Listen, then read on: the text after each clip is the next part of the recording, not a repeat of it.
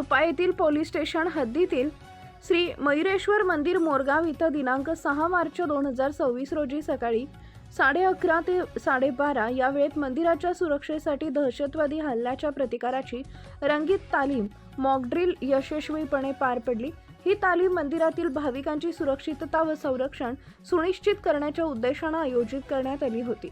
या रंगीत तालीमेत Supa police station मधील 2 अधिकारी व 9 पोलीस अंमलदार, दहशतवादी विरोधी पथकाचे 1 अधिकारी व 7 पोलीस अंमलदार, क्विक रिस्पॉन्स टीमचे 9 पोलीस अंमलदार तसेच bomb detection and disposal squad Pune ग्रामीण मधील 1 अधिकारी व 6 पोलीस अंमलदार व होमगार्ड पथकातील जवान सहभागी झाले होते।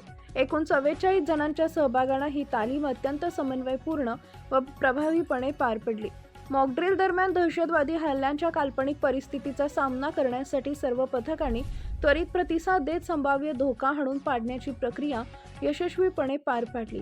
BDDS पथकाने संशयित स्फोटक वस्तू शोधून नष्ट करण्याचे प्रदर्शन केले, तर ATS व QRT पथकांनी हल्लेखोरांना ताब्यात घेण्याची कारवाई केली।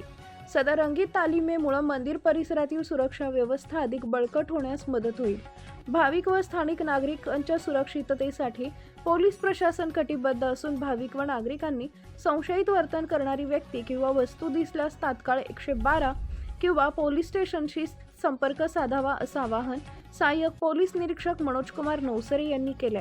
या सदर रंगीत तालीमची कारवाई संदीप सिंह गिल, पोलीस अधीक्षक पुणे ग्रामीण गणेश बिरादार, अपर पोलीस अधीक्षक बारामती व सुदर्शन राठोड, उपविभागीय पोलीस अधिकारी बारामती उपविभाग यांच्या मार्गदर्शनाखाली सहाय्यक पोलीस निरीक्षक मनोजकुमार नवसरे सुपा पोलीस स्टेशन, सहाय्यक पोलीस निरीक्षक प्रकाश पवार ATB शाखा, पोलीस उपनिरीक्षक सुरेश गीते BDDS शाखा, पोलीस अंमलदार व होमगार्ड पथकातील जवान यांनी पार पाडली। अशाच नवनवीन बातम्या पाहण्यासाठी बारामती वार्तापत्र चॅनलला लाईक करा, शेअर करा, सबस्क्राईब करा आणि बेल आयकॉन प्रेस करा।